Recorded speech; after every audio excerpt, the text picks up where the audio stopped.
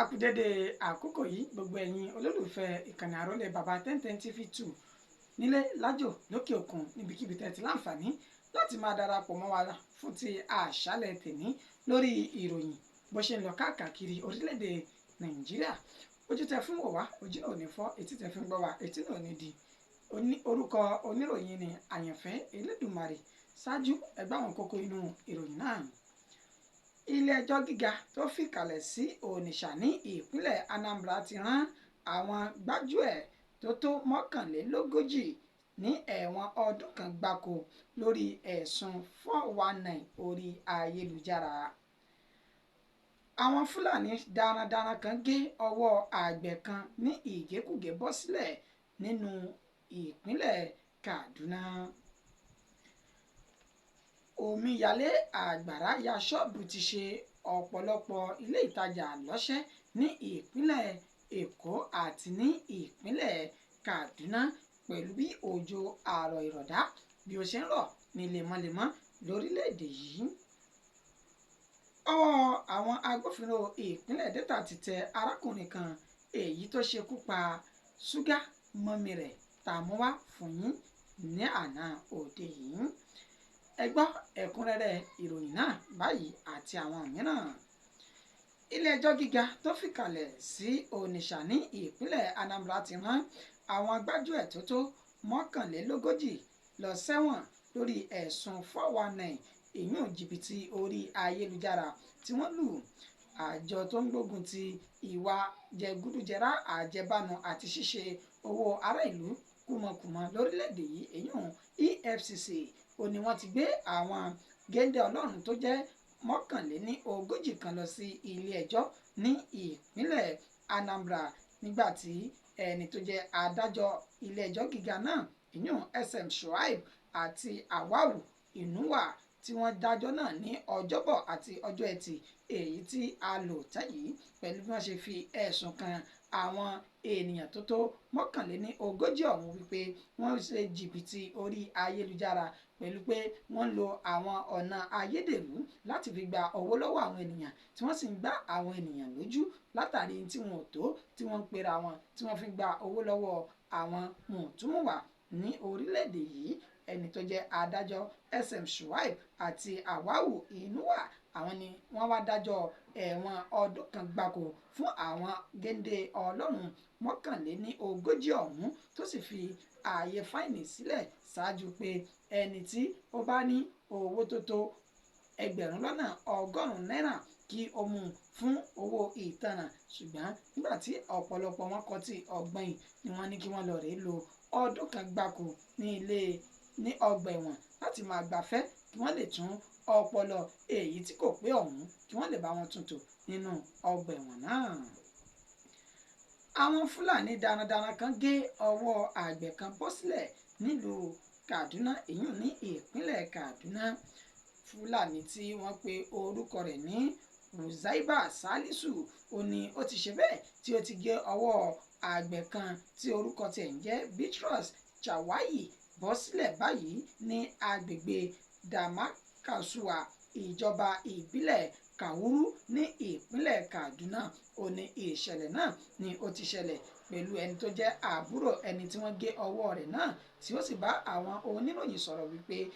ẹ̀gbọ́n òun ó ní ó ṣe bẹ́ẹ̀ tí ó wá sílé láti wá palẹ̀mọ́ fún ètò ọ̀gbìn èyí tó jẹ́ pé ọdọọdún báyìí ó ní àwọn máa ń ṣe ní ìpínlẹ̀ Kaduna náà tó ní lásìkò tí ó dé orí ilẹ̀ rẹ̀ tí ń dá oko sí ó ní ó ti bá Fúlàní kan tó ti da àwọn màálù tiẹ̀ sí orí oko náà tí Fúlàní náà tí àwọn màálù Fúlàní ọ̀hún tí wọ́n sì ti jẹ ẹ̀wà èyí tí Bitrus Chawayi tó gbìn sí inú oko ọ̀hún ó ní àsìkò yìí ni ó gbéná wojú Fúlàní ọ̀hún tó sì fa àdáyọ sí ẹni tó ní oko náà ẹni orí ni ó ti fẹ́ sá ẹni tó ní oko ọ̀hún ìyún Bitrus Chawayi tí ó sì fi ọwọ́ dáàbò bo agbárí rẹ̀ kúrò lọ́wọ́ àdá aláàmù èyí tí Fúlàní ọ̀hún tó fẹ́ gbélé ní orí àsìkò tó gbé ọwọ́ sí òkè láti fi dáàbò bo orí rẹ̀ báyìí ó ní àdá náà gé ọwọ́ rẹ̀ bọ́ sílẹ̀ képọ́n tí wọ́n sì ní wọ́n ti gbé lọ di ìgbàdìgbà sí ilé ìwòsàn èyí tó jẹ́ ti gbogbogbò ti ìjọba ti ìpínlẹ̀ Kaduna ṣùgbọ́n tán ní ìṣẹ̀lẹ̀ jẹ́ ruturutu bí ìgbà tí omi òkun tó bá rí atẹ́gùn tó gbé lọ sí àríwá àti àbọ̀ ni tí ẹ̀jẹ̀ sì ń tú jáde ní ara rẹ̀ àbúrò rẹ̀ ṣe ní àlàyé pé ilé ìwòsàn méjì ọ̀tọ̀ọ̀tọ̀ ó ní àwọn ti gbé lọ kí wọ́n ti dá àwọn padà pé agbára wọn ò ká wàhálà tó wà nílẹ̀ yìí kí wọ́n gbé lọ sí ilé ìwòsàn ti àpapọ̀ ti ìpínlẹ̀ Kaduna níbi tó ní wọ́n ti gba ìtọ́jú lọ́wọ́ báyìí tí wọ́n sì ṣe ní àlàyé pé àwọn ọlọ́pàá ìpínlẹ̀ Kaduna ti ń dọdẹ ọ̀daràn Fúlàní darandaran náà èyí tó ṣe bẹ́ẹ̀ tó gé ọwọ́ arákùnrin náà bọ́ sílẹ̀ ní ìpínlẹ̀ Kaduna. Ọwọ́ àjọ tó ń gbógun ti lílò àti gbígbé egbògi olóró nílẹ̀ yìí ti tẹ ènìyàn 4 nílùú Àbújá ìyún National Drug Law Enforcement Agency ó ní ọwọ́ wọn ti tẹ àwọn ènìyàn 4 ọ̀tọ̀ọ̀tọ̀ tí wọ́n ya pòkì àti ògbóǹtarìgì nínú àwọn tí wọ́n ń gbé egbògi olóró ní orílẹ̀-èdè yìí lọ sí ibòmíràn wọ́n ní ní ìlú Ondo ó ní wọ́n ti gbéra gẹ́gẹ́ bí a ṣe mú wá fún wa tí wọ́n sì ṣe ní àlàyé pé ó kù díẹ̀ kí wọ́n débi tí wọ́n ti lọ já àwọn egbògi olóró èyí tó kó sínú táǹkà tó gbé gáàsì ńlá náà ó ní ọwọ́ bà wọ́n látàrí bí àwọn ẹ̀ṣọ́ àjọ tó ń gbógun ti lílò àti gbígbé egbògi olóró ọ̀hún bí wọ́n ṣe kẹ́fìn wọn pé ìrìn wọn mú ìfura lọ́wọ́ tí wọ́n sì tú inú táǹkà tí wọ́n fi ń gbé egbògi olóró náà lọ tí wọ́n sì rí ọ̀pọ̀lọpọ̀ báàgì egbògi olóró ṣùgbọ́n báyìí wọ́n ní ọwọ́ ti bà wọ́n tí wọ́n sì ti fi páńpẹ́ òfin mú wọn tí wọ́n sì ṣe ní àlàyé pé lẹ́yìn tí ìwádìí àwọn bá ti múlẹ̀ níṣe ni àwọn yóò takọ́sọ wọn lọ sí ilé ẹjọ́ orúkọ àwọn ọ̀daràn tí ọwọ́ bà wọ́n ní Efe Abel tí ń jẹ́ Michael Edgar Shreel Ekechi Monday Benson Chukwuwundi ní ìpínlẹ̀ Ondo sí Àbújá òní wọ́n ní wọ́n ti gbéra tí ọwọ́ sì ti bà wọ́n báyìí alukoro fún àjọ tó gbógun ti lílò àti gbígbé egbògi olóró ní orílẹ̀-èdè yìí Fẹ́mi Babafẹ́mi ó ṣe ní àlàyé pé àwọn tí ń ṣe ìwádìí àwọn tí àwọn yóò sì fi ìdí rẹ̀ múlẹ̀ láìpẹ́ yìí tí wọ́n sì tọ́ àkọ́sọ́ wọn lọ sí ilé ẹjọ́. Òjò àrọ̀rọ̀dá èyí tó fa ìṣẹ̀lẹ̀ omíyalé àgbàrá ya ṣọ́ọ̀bù ti ṣe bẹ́ẹ̀ tàn dé ìpínlẹ̀ Èkó pẹ̀lú bó ṣe já sí pé omíyalé àgbàrá ya ṣọ́ọ̀bù ó ní ó ti gba ilé lọ́wọ́ àwọn onílé tí ó sì ti gba ọ̀pọ̀lọpọ̀ ṣọ́ọ̀bù dànù lọ́wọ́ àwọn tí wọ́n ní ilé ìtajà ọ̀hún ìṣẹ̀lẹ̀ omíyalé àgbàrá ya ṣọ́ọ̀bù náà ó ní wọ́n ní wáyé ní agbègbè kan ní Ìkẹjà tí wọ́n ní òjò àrọ̀rọ̀dá èyí tó ń rọ̀ ní lemọ́lemọ́ lórílẹ̀‐èdè yìí ó ní ó ti ṣe bẹ́ẹ̀ tí ó sì ọ̀pọ̀lọpọ̀ di aláìnílé lórí àti aláìní aṣọ lára tí wọ́n sì ti ń rawọ́ ẹ̀bẹ̀ sí ìjọba ìpínlẹ̀ Èkó láti wá ojútùú sí ìṣòro omíyalé àgbàrá ya ṣọ́ọ̀bù èyí tí wọ́n wáyé ní lemọ́lemọ́ káàkiri ìpínlẹ̀ náà bákan náà ní ìpínlẹ̀ Kaduna ìpínlẹ̀ Anambra àti ìpínlẹ̀ Delta ó ní ìṣẹ̀lẹ̀ omíyalé àgbàrá ya ṣọ́ọ̀bù ọ̀hún ni ó ti ń ṣọṣẹ́ báyìí káàkiri orílẹ̀-èdè Nàìjíríà. Ọwọ́ àwọn agbófinró ìpínlẹ̀ Delta ti tẹ arákùnrin kan èyí tó ṣekú pa ṣúgà mọ́mì rẹ̀ ní àná òde yìí ó ní a mú ìròyìn wá fún wa wípé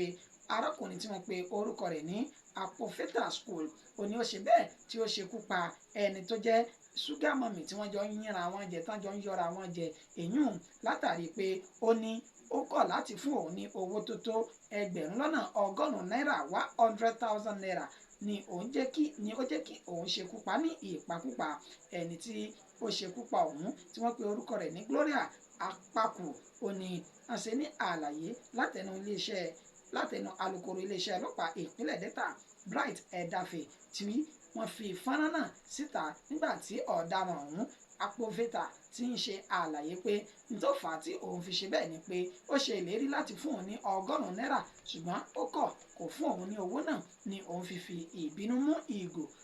tí òun fi gún ní ọrùn òun gún ní ẹ̀yìn wọ́n sì gún ní ikùn débi pé ẹ̀mí fi bọ́ ní